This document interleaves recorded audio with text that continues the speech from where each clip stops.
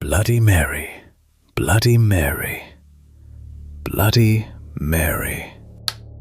Say it 3 times into a mirror in the dark. Every kid has. The woman you are calling burned 284 people alive. She did it in under 4 years. She was queen for 5. She is not the one you should be afraid of. Her sister killed more, for longer, for the same reason, and we gave her a better name. The ritual is always the same: a dark room, a mirror, a candle if you can get one. You say the name 3 times. Nobody teaches you this.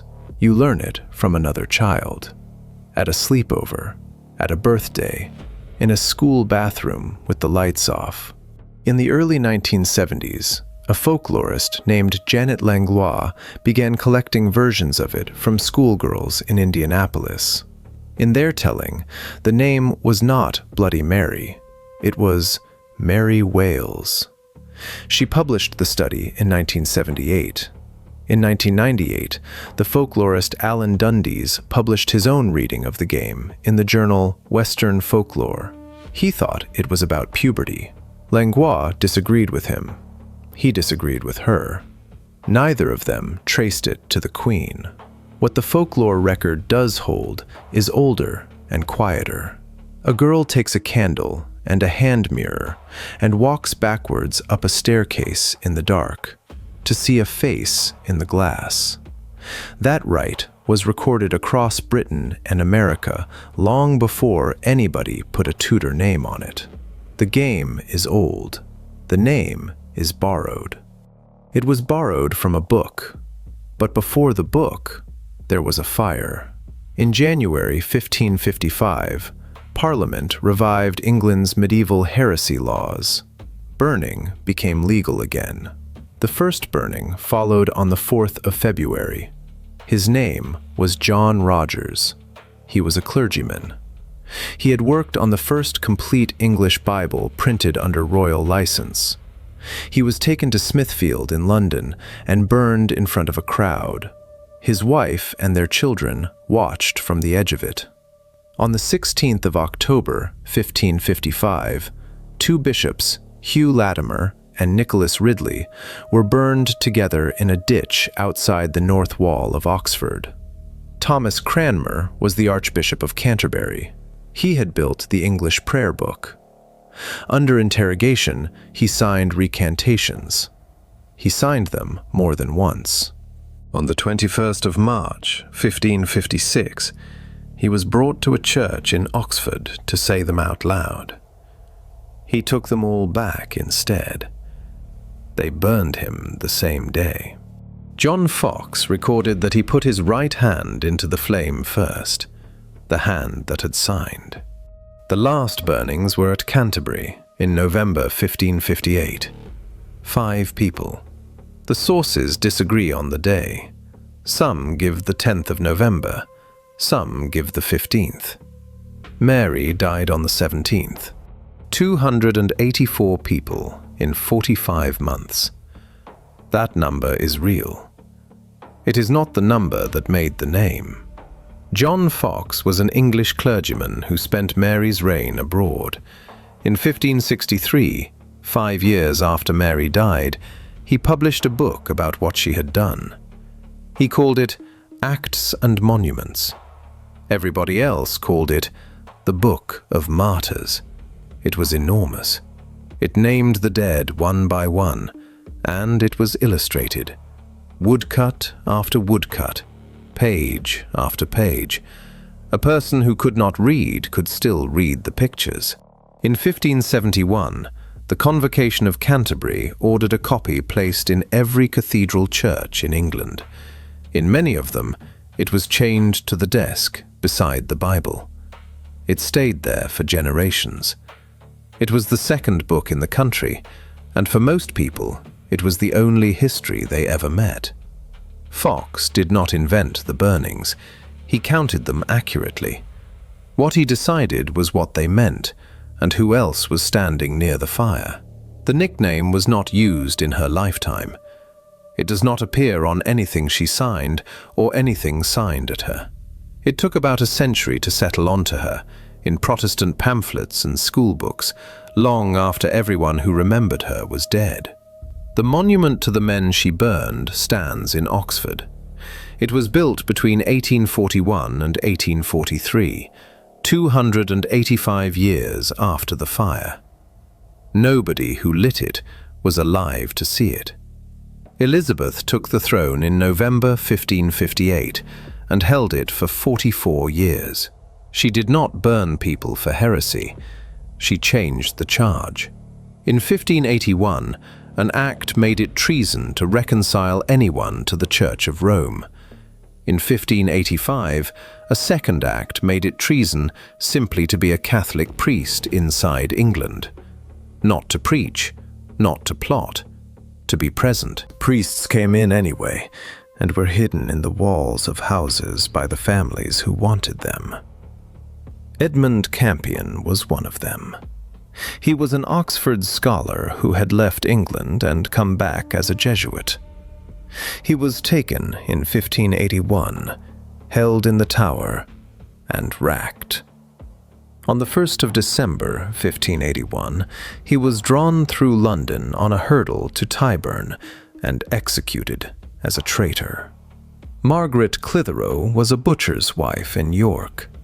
She hid priests in her house on the Shambles. She was arrested in 1586.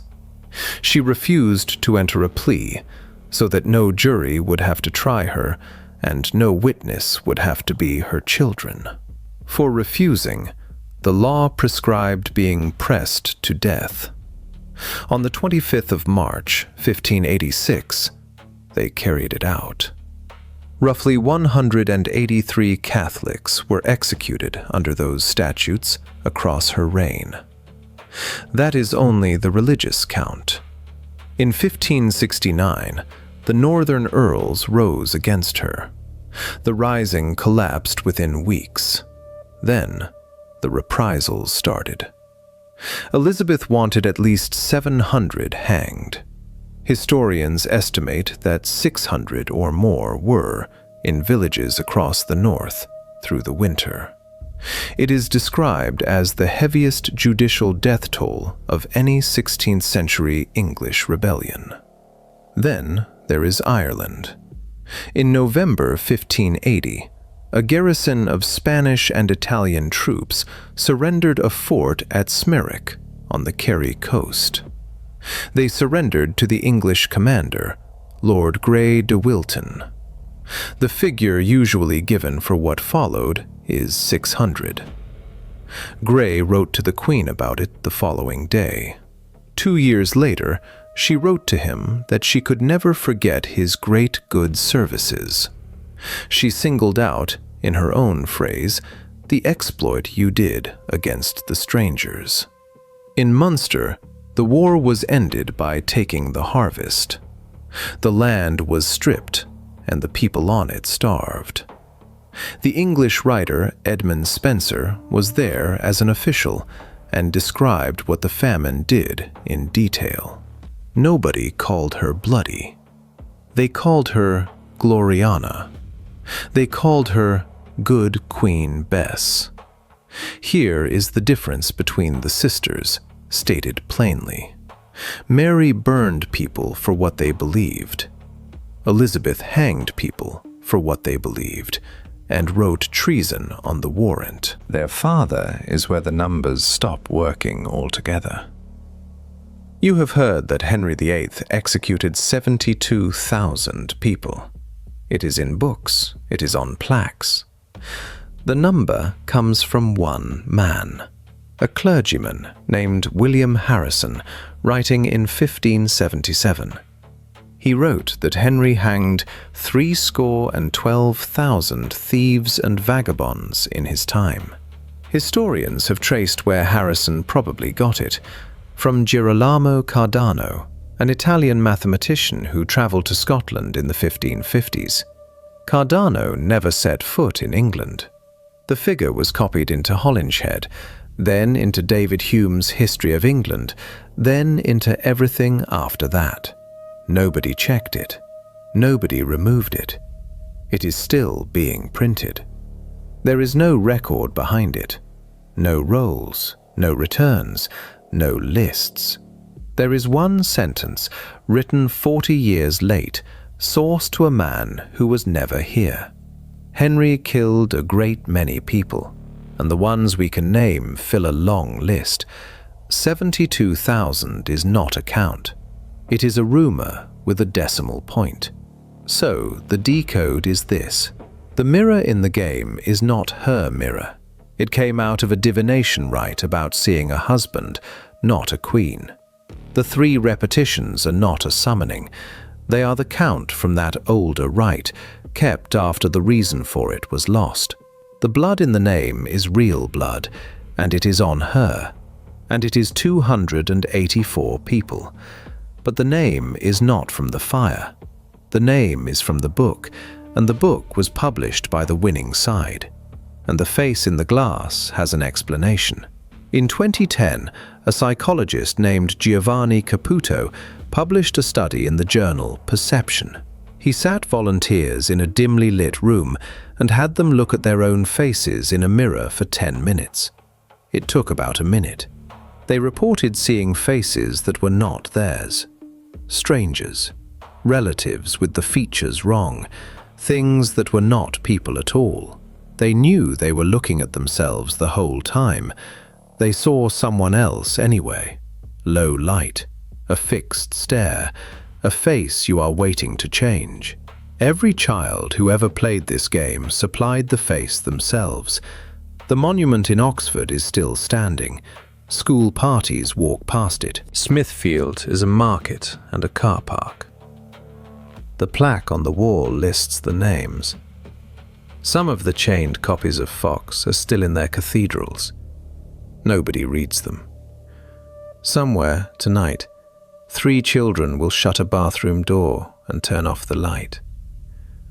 They will say a woman's name 3 times, and none of them will know that 470 years ago, a country picked which of its 2 queens to be frightened of, chose the one who lost, wrote it in a book, chained the book to a desk, and left it there long enough for the verdict to stop looking like a verdict and start looking like a fact.